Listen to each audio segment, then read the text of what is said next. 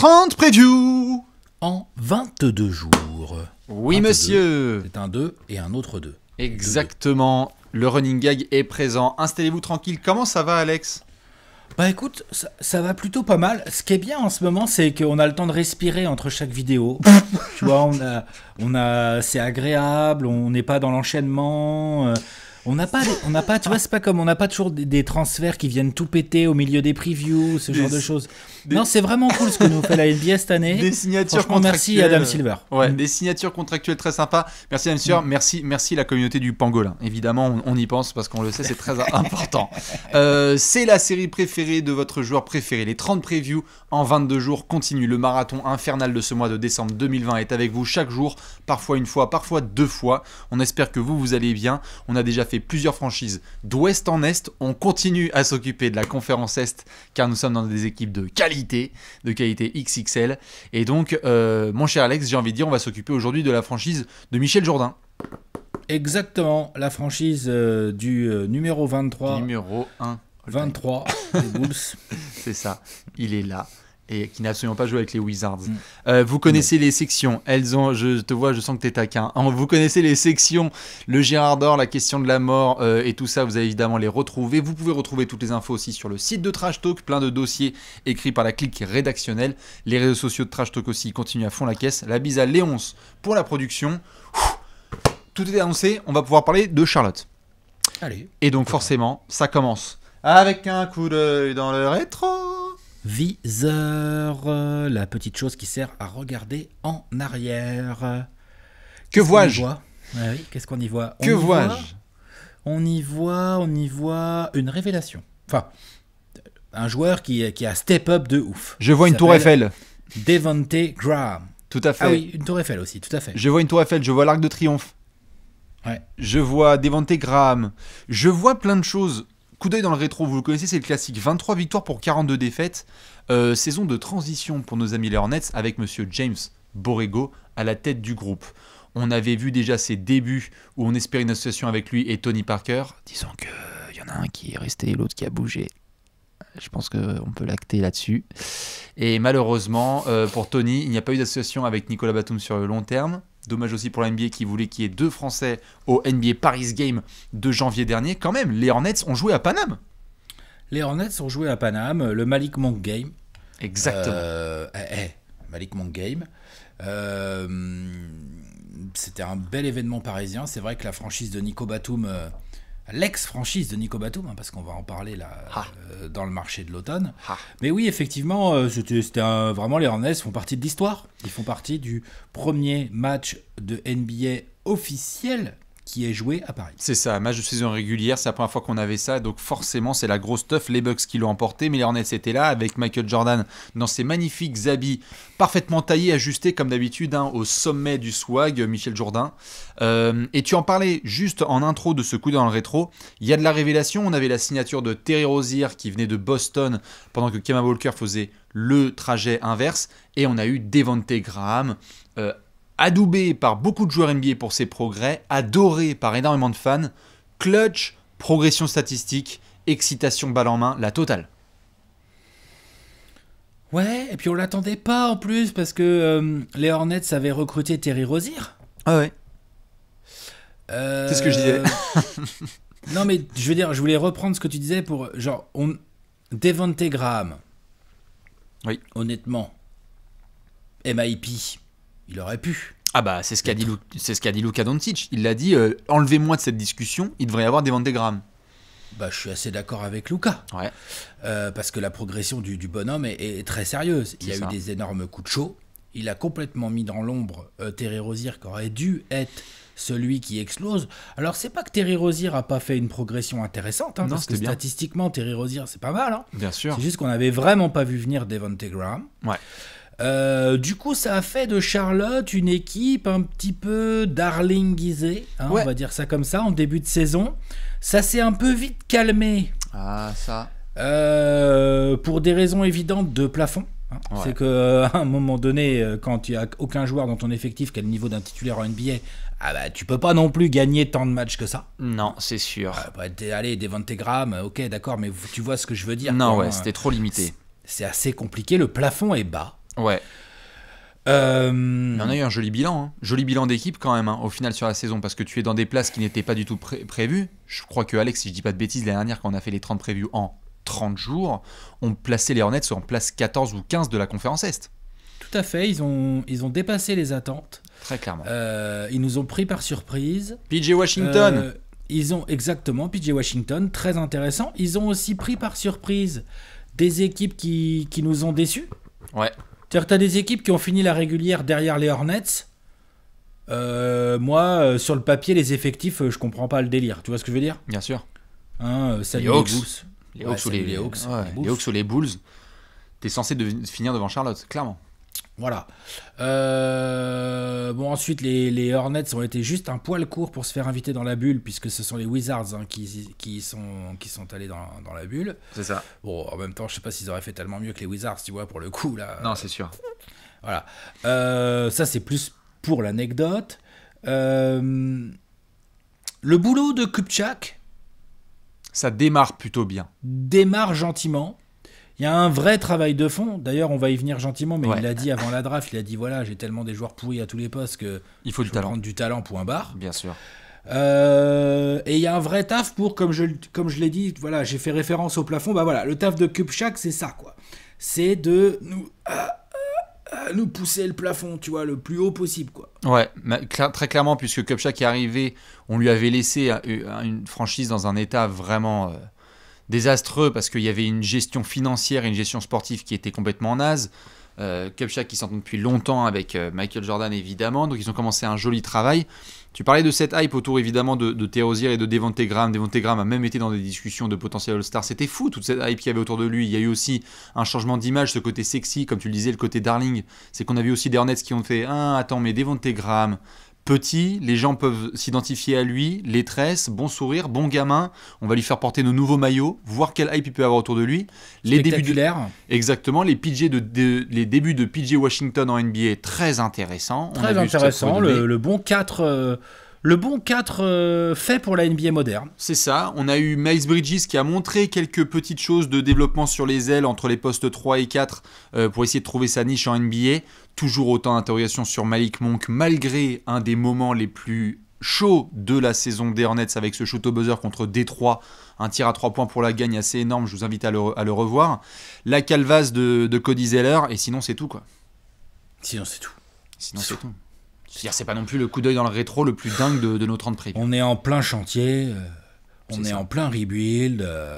Je pense qu'on a plus de choses, on va avoir beaucoup plus de choses à raconter dans les rubriques suivantes. C'est ça. Notamment, on parlait de Kupchak. Bon, voilà, il s'est bougé. C'est ça. Il s'est bougé sur le marché, l'ami Mitch. Très clairement, ouais. Michou s'est sorti les doigts. Michou s'est sorti les doigts, il nous a fait de belles choses. On va regarder tout ça en détail dans le marché de l'automne. Allez, vas-y. C'est parti pour le marché de l'automne. Le big tableau. Allez. Le big tableau, le voici. Alors, évidemment, dans les départs, Nico Batum. On va en parler en détail avec Dwayne Bacon et William Gomez. Une petite prolongation, Bismack Biyombo, c'est ça. Et quand même 2 arrivées très notables à la draft. LaMelo Ball et Monsieur Gordon Hayward. Tout de suite, Alex, j'ai envie de dire par quoi on commence. La draft Surprise. Tu l'avais dit, toi? Oui, pardon. Dans ta mock. Excuse-moi, j'ai mal fini ma phrase. Surprise par rapport à la loterie. Oui. Surprise par rapport à la loterie. Parce que les Hornets n'étaient quand même pas censés terminer podium. Hein. Ils ont bien gratté, ils ont récupéré le choix numéro 3, ce qui est quand même une belle opportunité pour une équipe en rebuild qui était plutôt attendue plutôt à 8-9, quoi, en gros, quoi, on va dire, à peu près. Ouais. Donc ça, non, très bonne nouvelle pour eux. Ensuite, t'arrives à la draft, il y avait pas mal d'incertitudes. Donc moi, je pensais qu'ils allaient drafter au poste où ils en ont le plus besoin, qui pour moi est sur le front de courte, clairement. James Wiseman. Soit ils auraient adoré avoir Wiseman. On savait que ça intéressait aussi les Warriors. Moi, je me disais peut-être qu'ils pourraient prendre Rich au Congo. Mm-hmm. Ils ont finalement été dans la lignée de ce qu'avait dit Mitch Kupchak et de ce que tu avais mis dans ta mock draft. C'est-à-dire qu'ils ont drafté au talent. Il y avait 3 joueurs qui se détachaient un peu. On verra la suite, mais sur le papier, en tout cas, il y avait 3 joueurs qui se détachaient en termes de talent dans cette draft. Ils ont pris le 3e disponible. Ils avaient le choix numéro 3, c'était LaMelo Ball. C'est ça. Ils ont donc maintenant un meneur capable d'initier de l'attaque, avec beaucoup de talent, beaucoup de vista, beaucoup de vision. On peut pas dire que ce soit le point fort de Rozier et Graham, la vista, la vision. Ce sont des scoreurs capables de shooter, mais en termes de distribution et de gestion de jeu, je pense que ça donnera lieu à des discussions plus tard dans cette preview, mais tu es d'accord avec moi? L'autre, il arrive tout de suite, il regarde tout le monde, fait bon, bah filez-moi la balle en fait. C'est ça, sur pick and roll, hormis un vétéran moustachu qui aurait pu signer pour 30 millions l'année, il est difficile d'avoir des meilleures options balle en main que la Melo Ball avec un écran. Tu as raison, les profils de Graham et de Rozier, on est plus sur du petit joueur, ils sont plus petits que la Melo Ball en termes de taille, et ils sont aussi plus dans du scoring. La Melo, on est plus dans du playmaking. Exactement, ils sont moins des playmakers, clairement. C'est ça. Ensuite... Et ça, on l'avait pas forcément vu venir. Parce qu'il y a eu des rumeurs, il y a eu rumeurs Westbrook. Oui. On sentait que Charlotte et Kupchak et Jordan avaient envie de se positionner genre en mode sur un gros joueur pour dire « Oh, nous aussi on est capable de mettre de l'argent sur un gars pour faire progresser l'équipe. » Alors tout à fait, il y a ça, tout à fait. Et je me permets avant de te laisser continuer, il y a le côté marketeux qui est devenu tellement un placard à fantôme à Charlotte, c'est-à-dire que c'est une des équipes qui a pu compter sur Kemba Walker par le passé, mais qui n'a jamais été une équipe sexy en NBA. Ils ont essayé de gratter les playoffs, mais ils n'ont jamais été ce genre d'équipe que tu avais envie de foutre dans le calendrier en prime time sur ESPN ou ABC. Et donc, entre les rumeurs Westbrook et la sélection de la Melo Ball, on sait qu'il y a le sportif qui est important à prendre en compte, mais il y a aussi une chose, c'est ok, fuck cette franchise qui est dans une situation financière et de sex appeal pas du tout intéressante. On a un logo qui est old school et que les gens kiffent. On a des couleurs qui peuvent être chatoyantes. Les Hornets quand même, avec tout le côté culturel autour de Da Baby, en termes de rappeurs, il y a des choses hyper intéressantes à développer. Moi quand j'étais ado, t'avais la Hornets jaquette. numéro 2. Hein. Tout à fait. Non, le maillot. Ah oui, le maillot de Larry Johnson. Voilà. Et plein de gens. C'est le plus beau. Tout à fait. Le turquoise rayé blanc, là. Bien sûr. Puis il y a des gens qui ont eu Muggsy Bogues, il y a des gens qui ont eu Alonzo Mourning, il y a eu des gens qui ont eu la trousse ou le bomber. Donc je pense que aussi, pour te transmettre le bâton là-dessus, il y avait en effet ce côté talent très clair de la part de Kupchak et de Jordan, mais aussi, les gars, faut qu'on devienne NBA League Pass, très clairement. Ouais, clairement. Et en même temps, faut pas en oublier de continuer à essayer de renforcer d'autres postes en termes de talent et de qualité. C'est là qu'arrive la très très grosse signature de Gordon Hayward. Ouais, assez inattendu quand même. Donc, complètement inattendu, on savait pas trop. Gordon Hayward, moi, franchement, j'étais là, bon, qu'est-ce qu'ils vont donner les Pacers pour avoir Hayward? En gros. Ouais, on était un peu, mais franchement, ou les Knicks. Ouais, ou les Knicks. Ou les Knicks. J'étais dans ce délire-là, moi. Moi, j'étais pas du tout dans un délire de Hayward qui laisse Boston sans rien et qui signe en agent libre pour 120 millions sur 4 ans. Ouais. Ce qui est énorme comme tarot, et ça a fait hurler beaucoup de gens, parce que forcément, pour un joueur comme Hayward, avec toutes les interrogations qu'on a, c'est un très gros tarot, mais je crois qu'il y a une franchise dont on vient de parler récemment en termes de preview. Quel agent libre vient à Charlotte? Il y en a zéro. Gordon Hayward est un agent libre qui était restreint à l'époque et qui avait signé notamment avec les Hornets, mais finalement c'est Utah, si je dis pas de bêtises, qui avait matché le contrat. Donc il y a déjà un historique entre Hayward et les Hornets. Mais Hayward amène, on a parlé de la Melo Ball. Hayward, il arrive, il fait bonjour, je suis le meilleur joueur de l'équipe. Point barre. T'es d'accord? Bien sûr. Bon. Je suis le plus complet, j'ai le plus d'expérience. Voilà, merci, au revoir. Ouais. Donc ça, incontestable là-dessus, voilà, Kupchak avait dit qu'il voulait du talent. Juste, par contre, reparlons-en dans un an et demi ou deux, en fonction de ce que produit réellement Hayward, des résultats, parce que Gordon Hayward, moi je le mets pas dans la catégorie franchise player qui te fait tout changer une équipe, tu vois. Non, c'est sûr. Je le mets dans la catégorie très bon joueur. Ouais. Peut-être qu'il a déjà été All-Star une fois et il peut en avoir. Encore faudrait-il qu'il retrouve son niveau de l'époque, mais tu vois, genre il a montré qu'il pouvait. Après, c'est passé beaucoup de choses physiquement, mentalement. Bien sûr. Puis à Boston, quel merdier il y a eu avec l'année Kyrie. Voilà, donc tout ça, je veux pas le juger là-dessus du tout. Non, pareil. Très bon joueur de basket, par contre, je le mets pas du tout dans la catégorie genre, waouh, ça change tout, tu vois. Ah oui, non, c'est sûr. Non. L'arrivée d'Hayward à ce tarot-là, elle est assez intrigante et pour beaucoup de gens, une grosse erreur. Maintenant, comme on l'a dit, c'est le contexte aussi d'une ville comme Charlotte et d'une franchise comme les Hornets qui sont pas capables de signer des agents libres. Juste, quand on a regardé, et tu le mentionnais là juste au début de cette section, le secteur intérieur, on se disait, bon, quand même, les Hornets, soit à la draft, soit à la free agency, ils vont pouvoir recruter quelqu'un. Il faut aussi se rendre compte que les Hornets, Christian Wood, Montrezl Harrell, tous les intérieurs qui ont essayé de se pointer ou qui ont eu des coups de téléphone de la part des Hornets n'ont pas voulu se pointer non plus. Donc il y a un moment où tu prends ce qu'il y a, Hayward il est intéressé, tu signes. Je suis d'accord. Tu C'est ce prends qu'il faut. Hayward. prends Mais Hayward. effectivement, tu as mis le doigt sur un truc, c'est que comment après tu articules, si tu es James Borrego, J'y arrive. comment tu articules le roster? Oui, j'imagine. Il va nous faire le 5 majeur, le cher Alex. Hein? Bah C'est oui. pas si simple. Non, c'est sûr. Parce que là, effectivement, ils ont renforcé, ils ont ramené un peu de talent. On n'a même pas cité, mais Vernon Carey Jr. Très bien. Je veux Moi, bien j'aime bien. voir ce qu'il donne en NBA, exactement, tout à fait. Après, ça reste un rookie, un jeune et tout. Oui, Mais oui. voilà l'athlète, voilà le bébé. Mhm. Donc, enfin, athlète, je sais pas si c'est le bon mot pour lui. Non, Voilà non, le mais bébé. c'est un bon. Voilà le bébé. Ouais. Donc, C'est une armoire normande. Il y a des choses intéressantes, tu vois. Mais maintenant, si t'es James Borrego, t'arrives dans ton vestiaire, tu fais bon. Alors, ma feuille de match, comment je fais, tu vois, j'articule, alors, bien sûr, bien ok. sûr.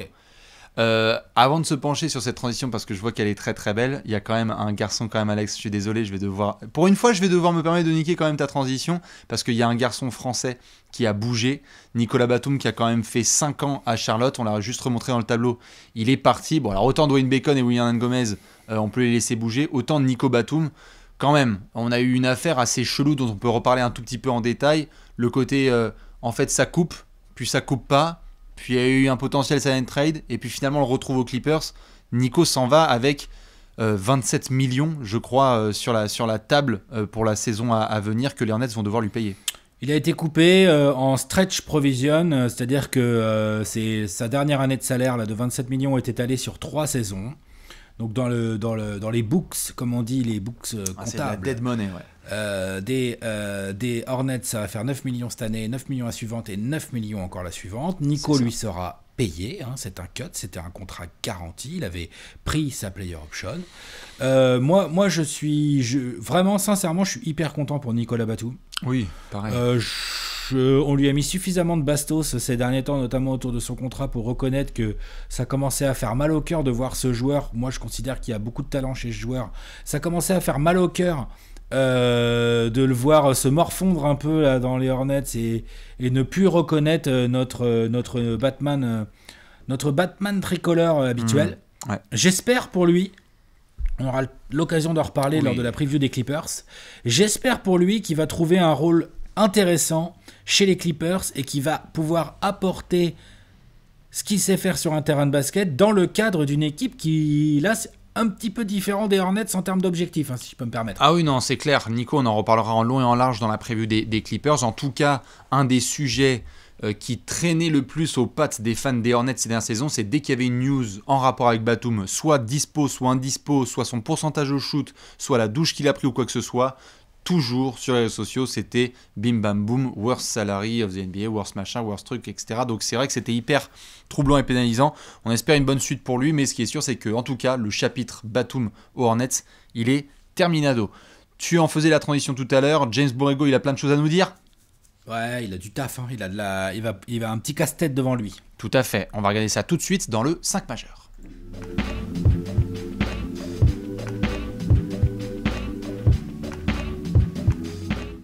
Le 5 majeur, Alex, le point, il est tendu. Un meneur, un arrière, un ailier fort et un pivot. Nous avons 5 joueurs à devoir mettre sur le terrain. C'est pas grave, allez. Comment ? On s'en fout, t'as oublié les lits. Allez. Ah oui, j'ai oublié, très bien. Allez, c'est bon, c'est pas grave. De toute façon, Meneur, tu sais quoi, arrière, ailier. Il y en a pas. C'est ça. Meneur, J'exagère. Non, arrière, c'est pas ailier, ailier fort et pivot. Il y a un 5 majeur à mettre sur le terrain de la part de James Borrego. Comme pour chaque franchise, on se pose une première question. Qui sont les verrous dans ce 5 majeur ?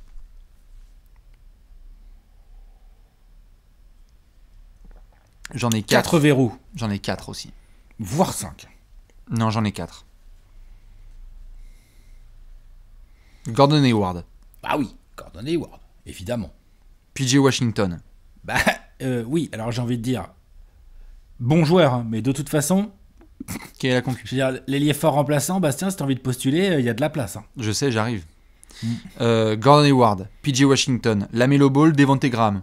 Voilà, c'est ça, on est d'accord. Backcourt, LaMelo Ball, Graham, titulaire. Ouais. Hayward et PJ Washington, 3 et 4, quoi, poste 3, poste 4. Pas sûr. Tu veux jouer avec PJ Washington en pivot? Les derniers propos tenus par James Borrego en rapport avec son camp d'entraînement étaient la possibilité de voir du PJ Washington en 5 Plusieurs médias de Charlotte sont allés parler avec PJ Washington en lui disant « Dis donc, jouer pivot, ce serait quoi ?» Parce que Borrego a envie de jouer de plus en plus petit. Alors, PJ Washington n'est pas un pivot.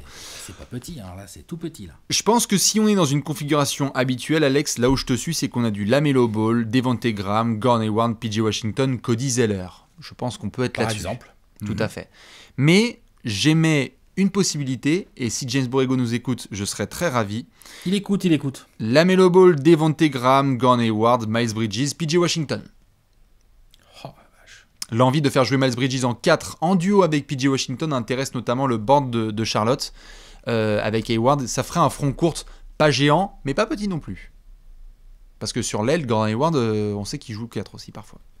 Ouais. Toi, c'est quoi ton 5 ? Ah, moi, c'est pas Cody Zeller, pardon, tant pis. Non, j'ai envie de dire, tant pis. Cody Hero. Mais je mets Cody Zeller titulaire et j'ai Bismack derrière à faire tourner. Et ou Vernon Carey, vite. Mec, le front de courte des Hornets, autant j'adore l'apport de Hayward qui va apporter, mais Hayward c'est un 3. Mais c'est un 3 qui aime bien, qui peut tout à fait jouer 2. Pourquoi pas un peu en 4, mais enfin, il y a un paquet d'équipes où le 4 il va être un peu costaud pour Gordon Hayward. Bien sûr. Tu vois, faut pas exagérer. Je sais qu'on joue de plus en plus small et tout, de plus en plus loin du cercle, mais enfin quand même. Non, bien sûr, je dis ça dans le sens où il a pas non plus la mobilité de ouf pour tenir des deux. Mais je vois ce que tu veux dire, plus playmaker. Non, mais je le vois plus playmaker et tout. Ensuite, moi je dis, Miles Bridges n'est pas du tout plus grand que Gordon Hayward. Par contre, il est bien plus tanké, bien plus athlétique. Ouais. Donc il peut éventuellement bricoler au poste 4. Après, là où je suis pas forcément ultra convaincu en fait, c'est que faudrait voir comment tu joues. Alors déjà en défense, quand il y a des big men, et il y en a encore quelques-uns en NBA, hein, puis ils sont pas toujours faciles à jouer. Non, bien sûr. PJ Washington, c'est vraiment pas un cadeau, je trouve, à lui faire. Non. Je trouve. Au rebond, tu risques de te faire massacrer, mais waouh. Non, bien sûr. Après, comme tu le sais, Alex, on va pas faire... attention quand même. Tout à fait. Après, quand on fait cette section, le 5 majeur, évidemment, là, on essaye de ne pas tomber. C'est dans le linéaire, c'est-à-dire se dire, ça va être tous les soirs ce 5 majeur-là. Non. On le sait, évidemment, dans la NBA actuelle. Parfois, tu joues les Lakers de Anthony Davis et Marc Gasol. On va mettre Cody Zeller et PJ Washington direct. Zeller, direct. Il va mettre Anthony Davis dans sa poche. C'est ça.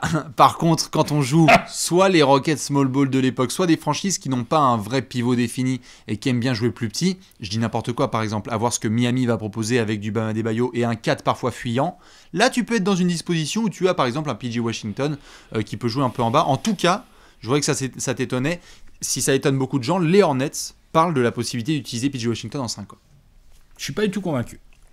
Mais je veux bien, je regarderai s'ils le font, je regarderai, mais sincèrement, comme ça, là, comme ça, à brûle pour point, comme on dit, pas convaincu. Mais alors, très pas bien. Du tout. Eh bien, il y a un nom qu'on doit quand même mentionner, parce que là, il y a un nom qu'on n'a pas du tout mentionné et qui, pour nous deux, très clairement sort du 5 majeur. Terry, Buckets, Rozier. 6e homme. Je pose la question aux gens et je te laisse défiler là-dessus. On a LaMelo Ball, Devonte Graham, Terry Rozier. Je sors Malik Monk de l'équation quand même. LaMelo Ball, Terry Rozier, Devonte Graham. Qui est titulaire ? Nous deux, on est d'accord. Est-ce que les gens sont d'accord ? Je te laisse argumenter pour le côté Terry Rozier sorti de banc. Oui, après, si jamais ça se passe pas comme ils veulent et puis qu'ils essayent Terry Rozier à côté de LaMelo Ball et puis que ça marche mieux parce que Terry Rozier est peut-être un peu plus agressif défensivement que Devonte Graham. Oui. Un peu plus stock aussi.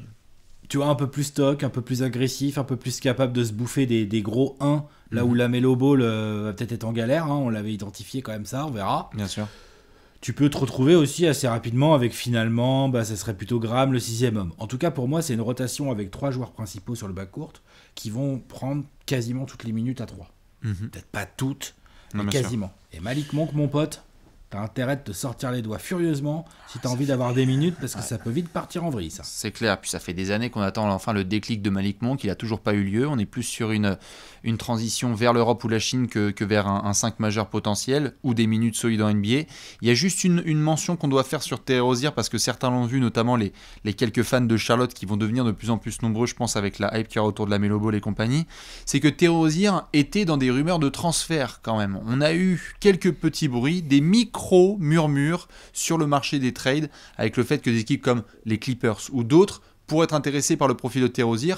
On s'est foutu de la gueule de son contrat il y a 1 an et demi quand il a été signé. C'est pas tout dégueulasse. Ça va. Quand tu vois par rapport à la concurrence, ça va, c'est transférable.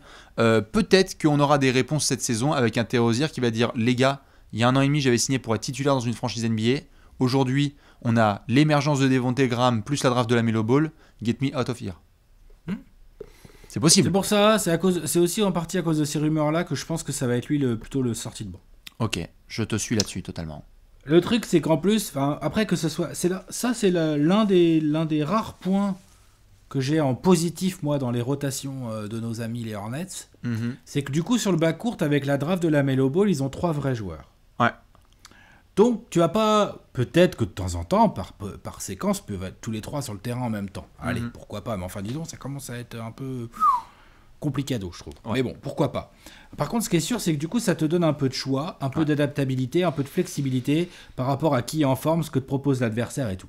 Donc ça, j'aime bien. Ouais. Parce que dis donc, le reste de la rotation... le reste de la rotation, c'est un peu... les frères Martin, là... Cody. Comment ils s'appellent Cody et Caleb. Ils vont avoir du temps de jeu. Moi, j'aime bien. T'as pas le choix. Moi, j'aime bien Cody. Caleb, je suis un peu plus sceptique. Non, bien sûr. Mais ils vont avoir du temps de jeu, t'as pas le choix. Hein. Ah bah ils ont des soldats tout à fait où tu vas devoir envoyer certains. Tiens, réponds à James Borrego et dis-lui ça suffit là. Mais oui, je suis d'accord qu'ils vont avoir du temps de jeu, les frérots là, les jumeaux. C'est sûr qu'il y a un vrai manque de profondeur dans cet effectif. Ils vont devoir rider leurs 6-7 premiers hommes, quoi. C'est sûr et certain. N'importe quelle blessure peut vite les mettre dans la merde. Je te suis par contre sur le côté, il y a des options, il y a de la création. Il y a des équipes qui aimeraient avoir du créateur, parce que Gordon Hayward, c'est quand même un garçon qui est bon sur pick and roll. Quand tu as Gordon Hayward, LaMelo Ball, Terry Rozier, Devonte Graham, il y a des franchises qui aimeraient avoir ne serait-ce que 3 gars capables de créer balle en main derrière un écran. Et ça, c'est pas mal. C'est très bien. Et puis, les 3 sont capables de scorer. Hein. Ouais. Donc, non, très clairement. Peut avoir en permanence 2 menaces sérieuses offensives sur le terrain, en plus de Gordon Hayward. Non, c'est pas mal. Donc ça, tout à fait. Moi, leur secteur externe, je le trouve... Ah, ça va, je suis pas en train de tomber à la renverse, mais je trouve qu'il a du potentiel. Je suis d'accord. Avec un peu de travail, peut-être pas dès cette saison, mais peut-être la saison suivante ou quoi. Ça peut être intéressant. C'est ça. Moi, ma vraie inquiétude, elle est défensive. Oui. Là, vraiment... Non, ils peuvent prendre des valises. Hein. Et là, limite, les Wolves, c'est une équipe défensive à côté. Hein. Ah oui, bien sûr. Là, c'est chaud. Hein. Là, il y a quoi ? Il y a Gordon Hayward, il sait défendre, voilà.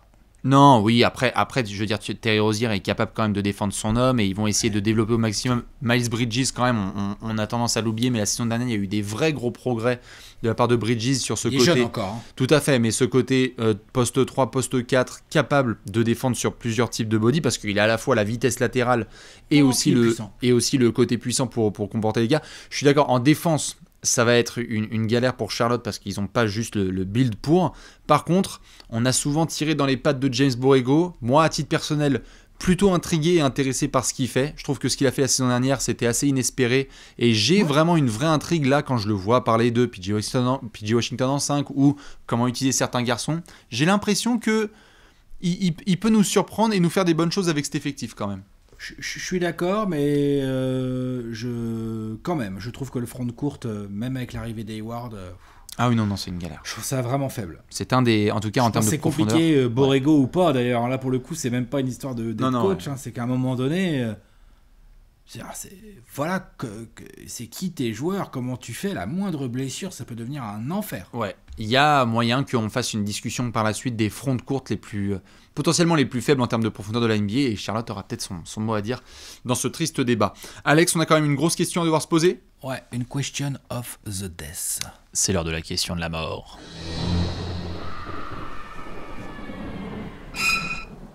Ah nom de Dieu, j'ai mis 2 joueurs français qui ont évolué à Charlotte par le passé.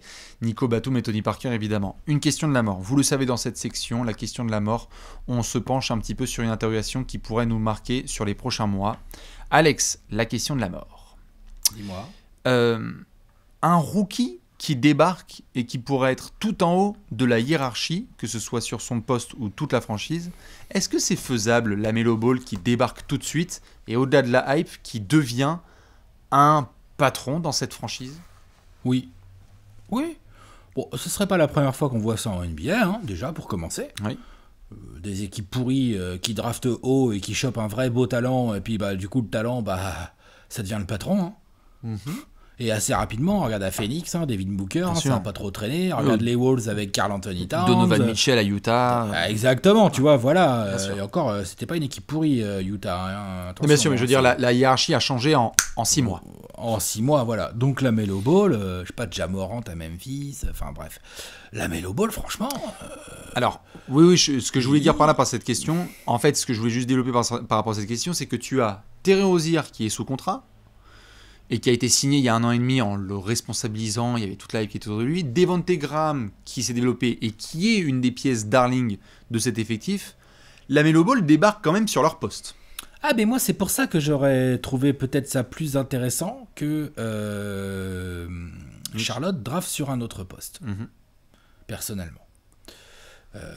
Après, je veux pas dire que j'adore le talent de la Melo Ball, hein, c'est pas le souci, et je suis tout à fait d'accord pour dire qu'il était probablement dans le top 3 de cette draft en termes de talent, je l'entends parfaitement. Juste que ce que tu viens de dire est très vrai. Terry Rozier, sa saison, elle est pas si dégueu. Devonte Graham, révélation. Et là, tu rajoutes un mec sur le même poste. Donc, du coup, tu vas devoir te faire tourner 3 mecs qui ont absolument besoin de la balle et de temps de jeu. Ouais. C'est pas idéal. Maintenant, pour répondre à un début de réponse, en tout cas, à la question de la mort que tu as posée, oui, la Melo Ball peut devenir là, tout de suite, très très vite, le boss. En fait, parce que, balle en main, il va se passer des trucs qui se passaient pas avec Devonte Graham ou Terry Rozier l'année dernière. C'est possible. Ça se trouve tout de suite, le pick and pop Washington Ball, en fait, c'est un truc genre on fait ok, c'est chiant à défendre ce truc, tu vois. Par exemple, tu vois. Et comme il y a Gordon Hayward qui coupe bien et qui est malin et qui se déplace bien sans ballon et tout. En fait, oui, Terry Rozier et Graham, c'est un peu du gâchis, peut-être ils sont un peu en mode spot-up, mais par contre, du coup, l'attaque de Charlotte devient extrêmement chiante à jouer. Ouais. Donc ça, c'est intéressant. Et donc, je pense que oui, un rookie peut devenir le patron et tout en haut de la hiérarchie des Hornets. Oui, clairement. Oui, c'est possible. Et alors, dans la continuité de cette question, évidemment, et on vous laisse y répondre, c'est que on a, au-delà de la possibilité de, parce que ça, on sait qu'avec le talent qu'il a, il peut le devenir, c'est surtout, là, on vient de parler du backcourt. Parlons aussi d'un garçon comme Gordon Hayward, parce que lui, quand il arrive, avec ce salaire, avec ce contrat, et avec les bouches qu'il a fermées, parce que Gordon Hayward, on le rappelle, il y a non seulement ces 2 dernières saisons qui ont été compliquées en sortie de cette terrible blessure, on s'en souvient à Cleveland avec le maillot de Boston, donc il va avoir envie de montrer qu'il peut être au top niveau. Il vient de dire en début de camp d'entraînement qu'il se sentait vraiment dans son prime et qu'il voulait fermer des bouches à tour de bras, ce qui est intéressant pour les fans des Hornets. La Melo Ball a besoin du ballon pour grandir justement. Ce que je veux dire par là, c'est est-ce que c'est un petit peu trop attendre trop de la Melo Ball dès sa saison 1 et en fait, dès la première saison, ce sera Gordon Hayward et ensuite on voit. Peut-être, tout à fait, t'as raison. Aujourd'hui, à l'instant T, j'ai envie de dire le meilleur joueur, comme j'ai dit tout à l'heure, c'est Gordon Hayward. C'est pour ça. Sauf que la Melo Ball, c'est un poste 1 avec du talent et de la vista. Donc tu fais quoi? Tu le mets sur le terrain, mais tu files la balle à Gordon Hayward? C'est un peu bizarre. Non, bien sûr. Donc je pense qu'il va falloir trouver le bon mix, le bon équilibre entre les ballons dans les mains de Gordon Hayward, les ballons dans les mains de la Melo Ball, et comment tu gères le temps de jeu de Graham et Rozier. Oui, bien sûr. Qui sont tous les 3, pour moi, des joueurs extérieurs. Tous les 4, pardon, des joueurs extérieurs.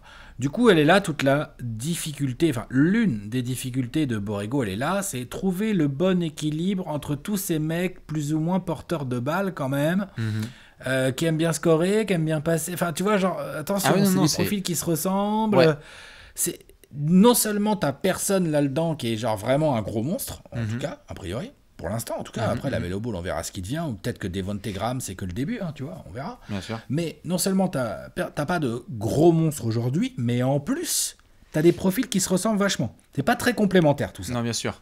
Je trouve. Tout à fait. Et c'est clair que Borrego va avoir du joli puzzle à faire. Si on mettait l'axe sur le côté hiérarchie, c'est parce que sur le sportif, on est d'accord. Il a la possibilité de nous montrer dès la saison rookie que c'était un bon choix. C'est le 3e meilleur joueur de cette draft, ou un des 3 meilleurs en tout cas, dès sa saison rookie. Maintenant, il y a aussi un élément qu'il faut avoir en tête, parce que ce n'est pas tous les jours qu'on voit ça en NBA, un joueur qui débarque avec une hype pareille.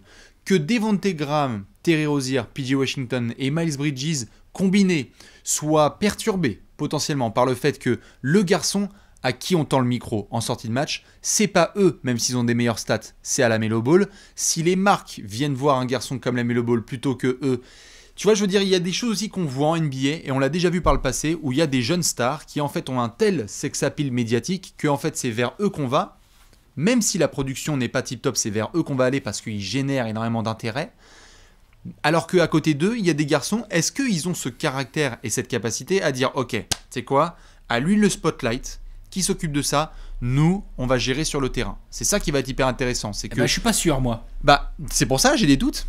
Ouais, moi aussi, je suis d'accord, j'ai des doutes comme toi. J'ai des vrais doutes parce que dans un vestiaire... Graham, ils aiment bien ça, tu vois. On a vu qu'ils aimaient bien ça. Hein. C'est ça, dans un vestiaire demain matin. Si t'as Terry Rozier et Devontae Graham qui sont clairement meilleurs que la Melo Ball, mais qu'en fait les Hornets d'un point de vue PR, marketing ou quoi que ce soit, ou même des chaînes télévisées, disent juste excusez-nous mais en fait les focus ils sont pas sur vous, ils sont sur eux. C'est le genre de choses, si c'est mal géré par un coach, qui peut devenir un sujet dans un vestiaire. Tout à fait. Ça peut le devenir. D'accord. Tout à fait d'accord. Et peut-être que ça se trouve, Rozier et ou Graham sont déjà saoulés qu'on ait drafté sur leur poste. De base, tu vois. Non mais tu vois. Ah bien sûr, bien sûr. Tu vois, moi je sais pas, je suis pas dans leur tête, mais... Rozier, il s'est fait recruter, il a fait la saison qu'on connaît. Ensuite, Graham, révélation. Et qu'est-ce qui se passe à la draft? On prend un meneur en top 3. Putain, tu es là, tu fais attends, pardon, mais donc tu n'as pas confiance en nous en fait. On te suffit pas en fait, tu vois. C'est ça. Genre, nous, on aurait bien voulu un pivot. Mm-hmm. Tu vois, genre, voilà. Donc, là-dessus, ta question de la mort, elle est intéressante parce que. Est-ce que Borrego décide, lui, de dire non, les gars, c'est le rookie qui a les clés? Est-ce que Borrego, il nous prend tous à revers et fait bon, mais non, en fait, le rookie, il est 6e homme? Je crois pas, hein, tu vois, faut pas exagérer non plus, mais tu vois ce que je veux dire? Là, entre les deux options que je viens de donner, il y en a quelques-unes intermédiaires. Comment tu joues? Comment tu fais? Quel est le basket que va pratiquer les Hornets en fonction de ce qu'on vient de dire? C'est-à-dire que si tu as... Eh ouais. Ah oui, il faut courir. Hein. Ah bah ça va galoper. Hein. Ah bah ça... sur demi-terrain.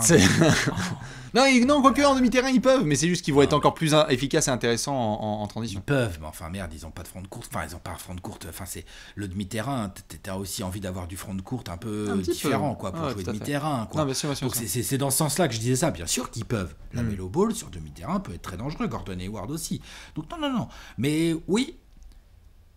Attention à la gestion des minutes, attention à la gestion des égos, attention au relatif manque de complémentarité de tous ces gars. Ouais, c'est ça, ce sont des éléments qu'on va devoir surveiller de près. J'ai le sentiment perso, et pour conclure un petit peu cette question de la mort, j'ai le sentiment perso que Borrego, qu'il le veuille ou non, il va recevoir à mon avis des textos de la part de M.J et de M.K qui vont lui dire juste qu'on soit d'accord. Le projet, c'est pas Devontae Graham et Terry Rozier. Hein. Tu as compris, James? D'accord. Ça va même plus que des textos, à mon avis. Ça va être plus que des textos, on est d'accord, mais on est d'accord là-dessus. On est très... Regarde-moi dans les yeux. Tout à fait. Tout à fait. Et puis le texto, bonjour, j'espère que tu as bien dormi, James. Enfin, je pense qu'on est d'accord là-dessus. Il va y avoir de l'impact aussi du propriétaire et du management pour dire, mec, je comprends que peut-être en termes sportifs, etc., tu as envie de te faire une fin de match avec Devontae Graham et Terry Rozier, mais c'est sûr et certain que la presse va dire « Bonjour James, ok on a gagné le match. Pourquoi vous avez mis la Melo Ball sur le banc ?» C'est sûr, ça va devenir un sujet. Tu sais que t'es viré là? Ah, ce bruit. Tiens, j'ai une petite enveloppe pour toi. Tout à fait. C'est clair, c'est sûr. Ça peut représenter un sujet. Dans tous les cas, sur cette question de la mort, dites-nous ce que vous en pensez sur l'impact de la Melo Ball et son intégration dans une équipe où il y a déjà un backcourt assez rempli. Alex, je crois qu'on a un trophée du peuple à décerner. The Gerrard. Tout à fait, c'est l'heure du Gérard d'or.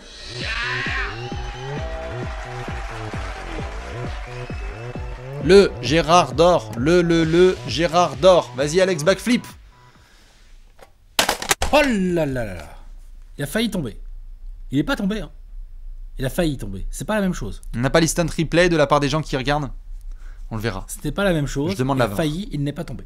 Voilà. On demande la VAR. Vous le savez en tout cas, le Gérard d'or, c'est le trophée du peuple. Nous sommes dans la magnifique salle de Charlotte. Oh, le bleu turquoise est devenu à nouveau hype. On va regarder ça de très près. Quel joueur va vous faire cliquer et quel joueur va te faire cliquer, Alex, sur Charlotte cette saison?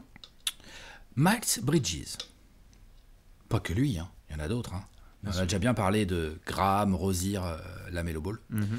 Miles Bridges, pardon, parce que comme tu le faisais remarquer très justement, et je sais pas si James Borrego va aller au bout de ses intentions ultra small ball avec PJ Washington. Par contre, là où on en venait gentiment quand on parlait de 5 majeurs, c'est que là, pour Miles Bridges, il a un rôle que personne ne pourra lui prendre. Le rôle de l'ailier, le forward costaud, tanké, athlétique, qui n'aura pas peur d'aller se bouffer des missions défensives. Oui. Qui va prendre ça à sa place, franchement? Personne. Nico? Voilà. Non mais personne. Donc, il doit devenir ce lockdown défensif réel, c'est-à-dire cet athlète. Voilà, il a un corps vraiment, il est très costaud du haut et du bas du corps, il a une énorme détente, il a de la puissance, il a de la mobilité latérale, enfin, il a tout ce qu'il faut pour devenir un lockdown défensif. Il a montré des prémices l'année dernière qui n'étaient pas inintéressants. Donc moi, je veux bien en voir plus de ça. Et si en parallèle de ça, il peut progresser au tir, parce que par contre... c'est tricky. Parfois ça rentre à 3, parfois ça rentre pas du tout. Ouh là là, il y a du taf. Ouais. Et s'il pouvait devenir le vrai bon gros 3&D athlétique, dont les Hornets ont ultra besoin, puisqu'il n'y en a pas, je répète, mais il n'y en a pas dans l'effectif. C'est très rare en NBA aujourd'hui. T'as pas de joueur 3&D, quoi, quasiment. Donc c'est très compliqué. Ils ont besoin de Miles Bridges. Du coup, je pense qu'il va avoir des minutes. Je pense qu'il a encore beaucoup de potentiel.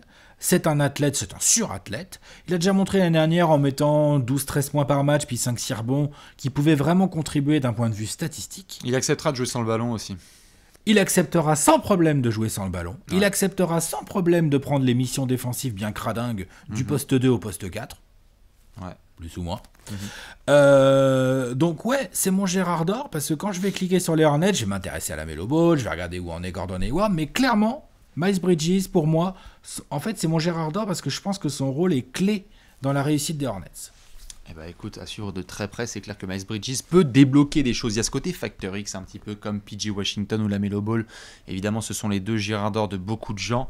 PJ Washington a failli être mon Gérard parce qu'on a hâte de voir la progression de ce garçon sur sa deuxième saison pro. Je vais partir sur monsieur Gordon Hayward. Monsieur Gordon Hayward débarque donc à Charlotte. Ça faisait longtemps qu'il voulait y aller. Comme je l'avais dit un petit peu plus tôt, il avait failli y signer avant que Utah matche le contrat il y a quelques années. Ensuite, il est devenu All-Star avec le Jazz. Gordon Hayward, depuis 2 ans, je venais d'en parler notamment dans la preview précédente avec les Wolves, c'était le côté punchline sur Karl Anthony Towns. Il y a aussi un peu ça avec Gordon Hayward. C'est genre, oh putain, en fait, on n'arrête pas d'enchaîner les blessures. C'est une galère. On ne peut pas. Enfin, il y a un côté un peu gourcuff, j'ai envie de dire, parfois avec Hayward, où on dit genre, putain, qu'est-ce qui s'est pas pété cette fois-là? Ou dès qu'il commence à trouver du rythme, oh bah tiens, il s'est fait un orteil, un machin, un truc. C'est dur parce que le joueur, je l'aime beaucoup. L'ailier est parfois ailier fort, qui est capable de jouer sur plusieurs postes, qui est capable de créer, de bien défendre, d'aider ses coéquipiers. Il y a un côté très polyvalent et ultra polyvalent de Gordon Hayward que j'aime beaucoup. Il y a encore quelques semaines, on était dans la bulle d'Orlando, on était en finale de conférence et on était en train de se dire « Wow, si Gordon Hayward revient avec les Celtics, dans la série contre Miami, ça peut changer beaucoup de choses. » Le talent, il est toujours là de Gordon Hayward. Et il est dans une ère de sa carrière où il a pu quitter Boston. Merci la pression des fans et le fit qui n'a jamais été bon. Parfois, il a été titulaire, parfois, il a été remplaçant, parfois, il avait la balle, parfois, il n'avait pas la balle. Ça a été dur d'avoir le moindre sentiment de régularité de Hayward à Boston. Là, t'es posé à Charlotte. T'es posé, tu vas être titulaire, tu vas avoir des ballons. Dans le Money Time, on va te faire confiance. On va te demander, vu que t'es un petit peu daron, de gérer avec les gamins. J'ai plutôt confiance en ça et je veux voir comment est-ce qu'il répond. Est-ce que Gordon Hayward peut re-rentrer gentiment dans la discussion des meilleurs ailiers de la conférence Est? Personnellement, j'avoue, ça peut en choquer certains, mais j'y crois. Il y a un gros contrat sur sa tête. Attention, si c'est l'inverse. C'est-à-dire que si Gordon Hayward n'y arrive pas, là on va faire, bon, ok, make it rain, prends tes dollars, là, comme tu l'as fait entre Utah, Boston et machin, prends tes euros et puis reste dans les fins fonds de la conférence Est et sois mauvais, quoi. Donc, ça quand tu dis un des meilleurs ailiers de l'Est, c'est un des 30. Ah d'accord. Non, mais tu vois, je veux dire, dans la conférence Est, je vais pas commencer un listing, mais dans les ailiers, t'as envie que ce mec-là commence à être dans les discussions. C'est-à-dire que si tu te retrouves, évidemment, il est dans une année particulière, mais si tu te retrouves là avec des Hornets qui sont encore une fois la darling, là, qui sont dans les places, on commence à se dire, hein, les Hornets dans le play-in tournament, j'aimerais pas affronter le Gordon Hayward qui fait ses meilleures moyennes en carrière, si tu veux, une espèce de 20 points, 5 rebonds, 5 passes. S'il fait ça, je commence pas à dire qu'il va être All-Star. Je dis juste qu'à ce moment-là, on sera les premiers à dire, ok, la story elle est très claire, je vois que tu te marres. La story elle est très claire, le retour de Gordon Hayward en NBA, il est acté. Il a fait une saison pleine, il a été responsabilisé, il a été clutch. À voir. Je sens que Ok. t'es pas du tout confiant. Non. Ah, bah, non, je suis sceptique. Ok. Mais je comprends ton Gérard, parce que par contre, c'est un vrai Gérard. Gordon Ouais. Hayward, il y a une vraie attention, et puis quand on va cliquer ça. sur les Hornets, on va regarder fort qu'est-ce qu'il fait. Quoi. Exactement. Oh là là, cette preview est très très riche. On va justement enchaîner avec une nouvelle petite partie, Alex. Allez, vas-y, The Pronostic. Exactement, c'est l'heure du pronostic.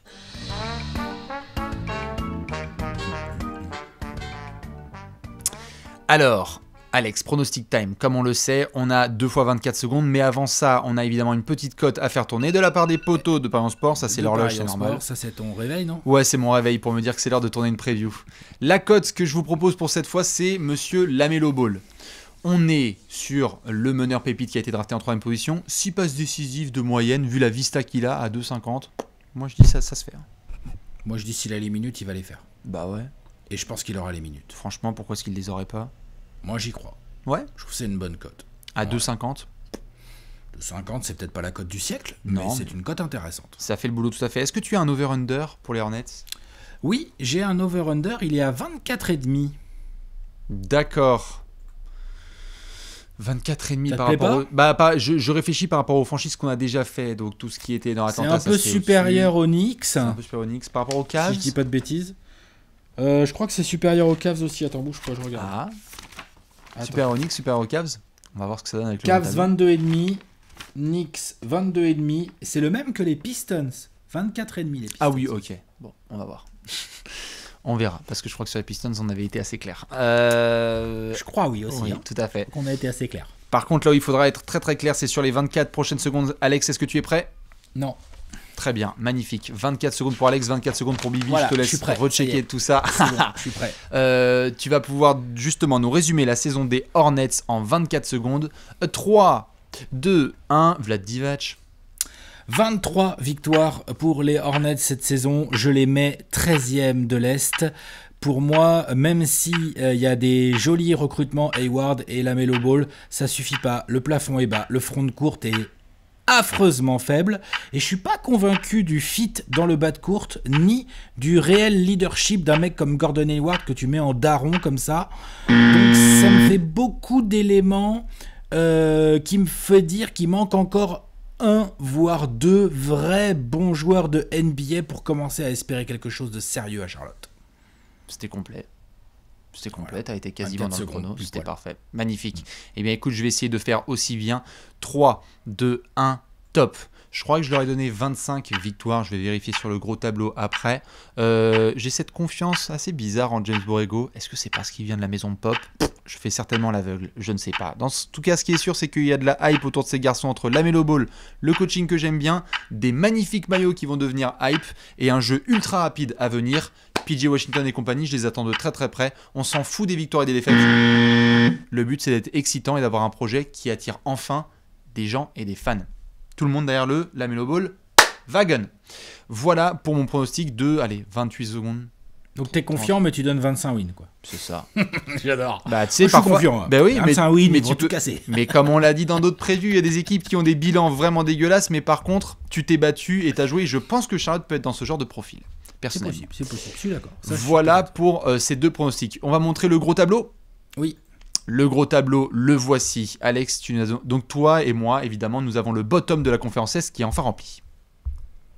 Ouais. Le bottom de la conférence Est, il est rempli. Il est pas tout à fait dans le même ordre chez toi que chez moi. Mais bon, dans l'ensemble, on a des ranges qui collent à peu près. C'est Allez. ça. On va dire que Allez. tu as mis les Knicks devant 3 équipes de la conférence Est et moi, absolument pas. Je suis comme ça, moi. J'ai envie de me refaire une virginité auprès des fans des Knicks. Ma Cavs Nation fort, vous savez quoi faire, c'est at a ball never lies, si vous voulez envoyer vos meilleurs bisous. Voilà pour le gros tableau. Évidemment, nous on se retrouvera très vite pour une prochaine preview. Peut-être que ce sera dans la conférence Est, peut-être que ce sera dans la conférence Ouest. Mon cher Alex, tu connais comment on finit avec un indice. Poudlard. Poudlard. Magnifique. Poudlard, on vous laisse y réfléchir. On vous fait plein de bisous et on se retrouve très vite pour une nouvelle preview des 30 previews en 22 jours. Ciao. Des bisous, à la prochaine. Ciao. Ciao.